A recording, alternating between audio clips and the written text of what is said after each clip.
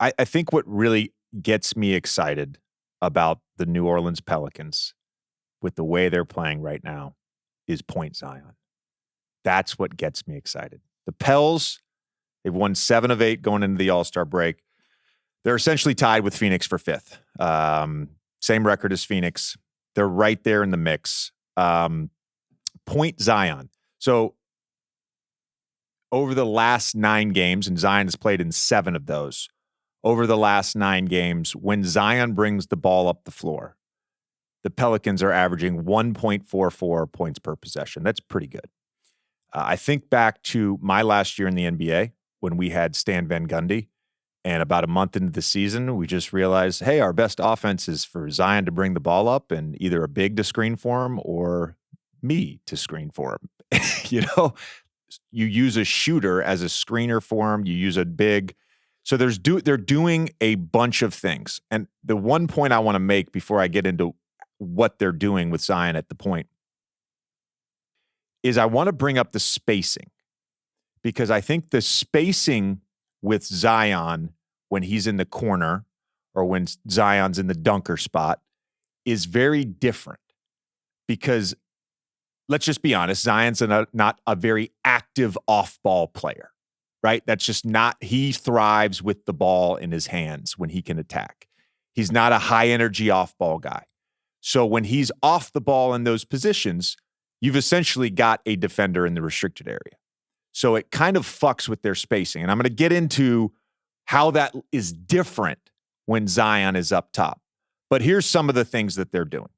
First of all, in transition, every time he gets a defensive rebound, he's breaking it out and he's attacking.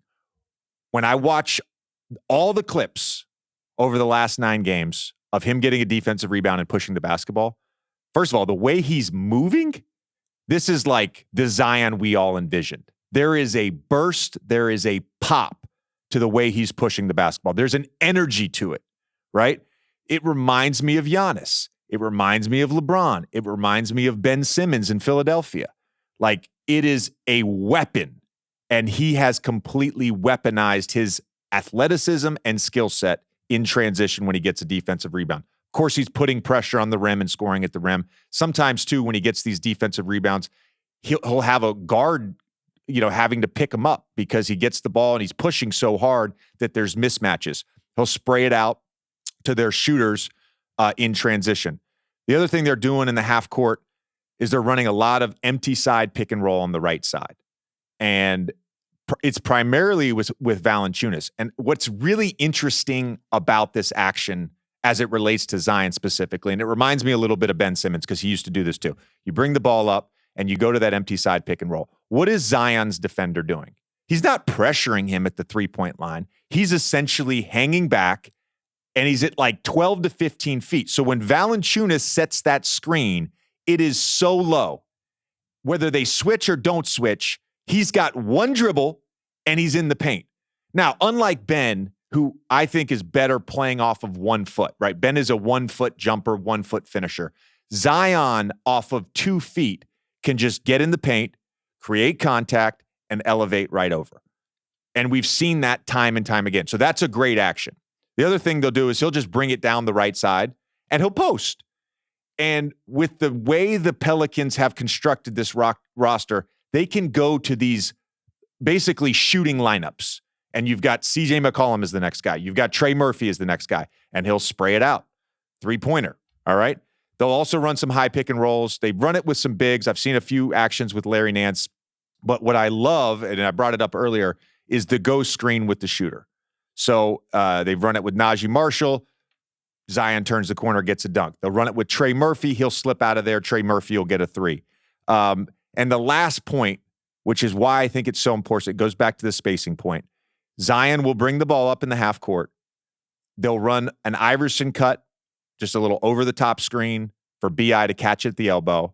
And a lot of times they get into that pick and roll, low pick and roll at the elbow with Valančiūnas. What the defense does then, if they're going to help off of Zion, he's essentially got a stampede. So if you help off of him in that position, he's got a stampede from the slot and can attack the rim. again, I hate bringing up the Ben Simmons things. I played with Ben for 2 years. You know how many times in floppy action I would catch the ball coming off a screen? The help wouldn't come from the big. The help would come from Ben's man at the nail. And it's a quick swing, and Ben just right down the lane layup, right down the lane dunk. So the point about Zion and where he's at on the floor when he doesn't have the ball, their offense, to me, functions better overall with him as the primary ball handler. It just does. Pulled it up as you were talking. 1.3 points per possession on any Zion pick and roll since the beginning of February, which would also appear to be a very good number. But like you mentioned, the go screens with the wings, like I love they're setting some of these flat. And when they mix in some off-ball action there, you can't load up the way you want to. And Zion, whether he's at the peak of his form or working his way towards that, he's always been very good at navigating tight quarters and at least getting shots up at the rim. So the fact that they are also mixing in, okay, how about you lift right here? Or you cut through while we're trying to get to this. It just makes it so much harder to build that wall to even stop Zion and try to force him into some of those offensive fouls. He's having a lot of fun getting downhill. They are 9-1 when Zion, Brandon Ingram, and CJ McCollum all have 5+ assists. Oh, I love that. I love that. Steve do you fighting think, back. do you think, guys, do you think that there has been, I feel like the hierarchy, and I've touched on this a couple times, but I feel like the hierarchy at times with them has been a little clunky about who's going to be the high usage guy, who's going to be the primary playmaker, who's going to have the ball in his hands more. Zion kind of touched on this earlier in the season where he said, look, they're asking me to play a little bit differently. You know, I'm trying to fit in. Like, how many times do you talk about a max player? And he's like, yeah, I'm trying to fit in. So it hasn't been like the smoothest thing with those three guys, but I feel like in this stretch, it's like clear, right? And I think by having Zion at times as the primary handler, well, it takes some of that burden off of CJ. Brandon then can just be half court set. We're gonna run a play for you, and his ability to score and also read defenses and make plays with the shooting around them. They're 8th overall for the season in 3-point shooting, and really truly that's without Brandon Ingram or Trey Murphy having a great shooting season. Both those guys about league average at about 36%. Trey Murphy, of course, missed the beginning of the season coming off of offseason knee surgery. To me, their offense can be even better.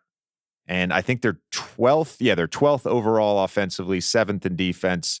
Dyson Daniels will be out a while. But this team, again, when whole, is very intriguing when we talk about the playoffs because of their ability to run different lineups, switching lineups, drop lineups, shooting lineups, big lineups, mash lineups is what I call them. But I just there's something there with this team, and the thing that gets me excited again is this point Zion. Just to the hierarchy point, I think you only feel that in the clutch, at least for me. I think the flow is there, the base they've tried to work through offensively to where we can play with tempo, everyone get a dribble handoff, we can play through JV, get to the second side. That stuff is built throughout the year, but when it gets tight, I think that's when you start to see, okay, what are we looking for? What's our go-to action? What are we searching for? How are we using CJ? How are we using Zion? Who takes what? That's the only moment that I really feel.